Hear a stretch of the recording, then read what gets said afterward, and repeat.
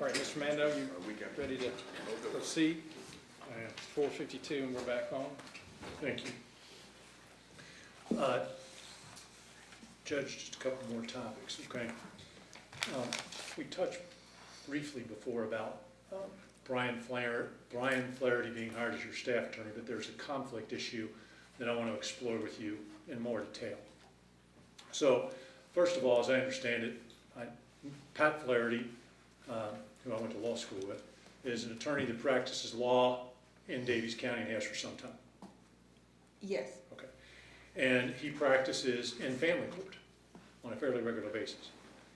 yes. Now he's retired from private practice now, and I think he's working for the public defender's office, but I couldn't swear to that either. All right, was that a recent development? It's been since I went on the suspension, so. Okay. But Pat Flaherty did have until his recent job change, he did have an active family practice in Daviess County and was regularly before you in court. At some point in time, yes. Now he's been winding down for several years, but yes. And then, at that same time, you were trying to find a staff attorney to fill a vacancy in a need that you had in your office, correct? Yes. And so you hired Brian Flaherty, Pat's brother, as your staff attorney, correct? Yes. And you recognized that doing that raised a potential conflict because having Mr. Flaherty appear before you representing a client in your court while his brother Brian was your staff attorney could create some problems with other parties to the case, those that were opposite Mr. Flaherty's client, correct? Yes, at that point it wouldn't have been a potential conflict because I'd already gotten the JEC opinion prior to that telling me that it was a conflict. Right. And that it was a conflict, and so for a while you recused on any case in which Mr. Patrick Flaherty entered an appearance or made a court appearance in family court. Yes. Then as I understand it, you at some point determined that perhaps some members of the bar and their zealous advocacy of their clients were gaming the system a little bit to try and avoid having to appear before you. I'm not, I'm not sure that I would necessarily agree exactly with your description, but yes, that's the general idea, yes. They were perhaps doing some forum shopping to the extent they could. Yes. Okay. And so at that point you decided that you could continue to hear cases in which Mr. Flaherty, Patrick Flaherty, was representing a party before you while Brian was your staff attorney under certain conditions. Is that correct? Yes, on consultation with the Judicial Ethics Commission, yes. Right. And so I believe there was an order that was entered July 21, 2021. It's Exhibit 48.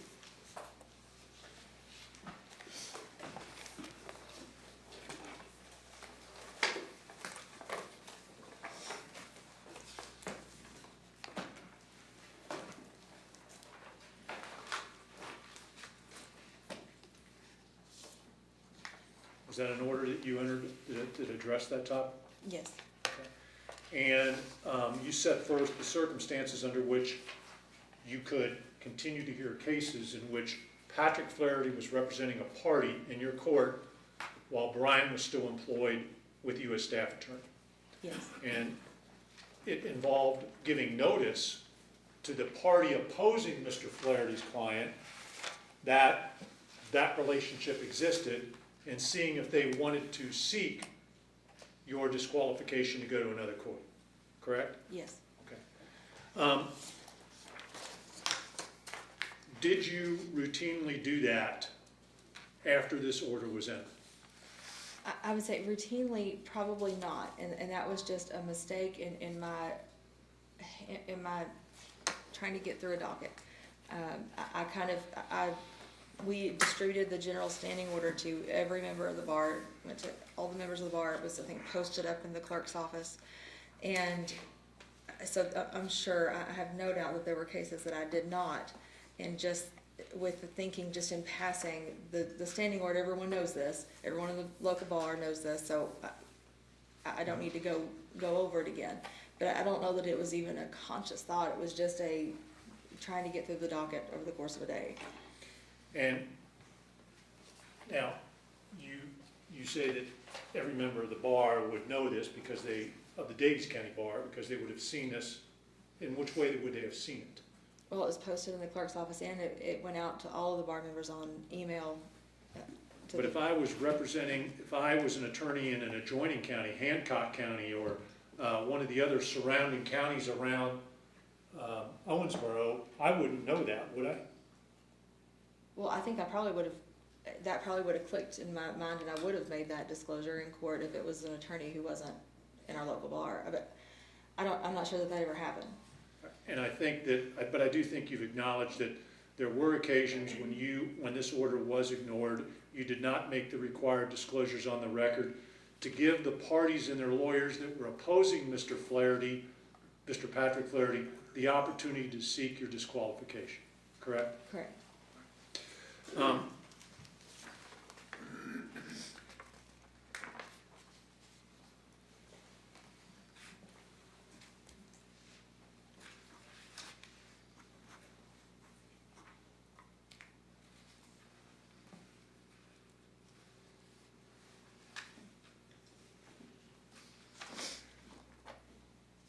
Then, in your numerous telephone conversations with Dalton while he was in jail at Daviess County Detention Center, did you ever discuss confidential cases with him? I recall one time that a case was in the Courier Journal and I mentioned to him something about a case in the Courier Journal because it was one of those interesting things. I never mentioned any names, but it was an interesting situation. So I didn't tell him anything that wasn't, public knowledge. And I never mentioned any names, and I doubt he could have put together who it was if, in any event, but I didn't mention any names. So you may have discussed content, but you didn't give any names. Content that would have been in the newspaper, yes. Okay. And then one last topic before I ask the chairman for a slight break to consult with my co-counsel and Mr. Weaver. But we talked a lot about your role, your conversations with Dalton, your conversations and text messages with Clay Wilkie as his defense lawyer, your conversations and text messages with Claude Porter, the county attorney. We talked about the March 6, 2020 hearing before Judge Ballou in Dalton's case.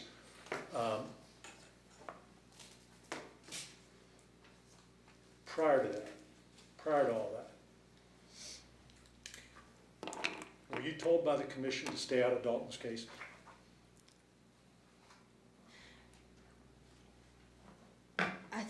I think you may have to maybe elaborate a little. I mean, you all, what that case, why I was here with you all before. Yes, I mean, I would say maybe not his cases, but the admonishment was to do with me contacting a judge, and not about Dalton's case whatsoever, but about my being overly concerned about recusing a case and then thinking that I'd put my family in a situation without knowing all the facts. But yes, I mean, it wasn't Dalton's cases, but yes, the admonishment was about, it had to do with Dalton, yes. All right. Mr. Chairman, I need to consult with Mr. Hill and Mr. Weaver before I can pass to my esteemed colleagues for direct examination. I serve at your pleasure in terms of how you want to accommodate that, or if you want to accommodate it. Yes, yes. Let's do that. And what we'll do is, if you don't mind, members of the commission, we'll stay in here, take a stretch break, walk break, and let him catch up on what he needs to do. And he's going to return, finish up as needed, and then we'll determine with Mr. Westbury what he decides he wants to do on Yeah, proceeding or not. Scheduling for us going forward, could we have a bench conference? Yes, sir. In a minute or two? We'll go off the record and take care of that. Thank you.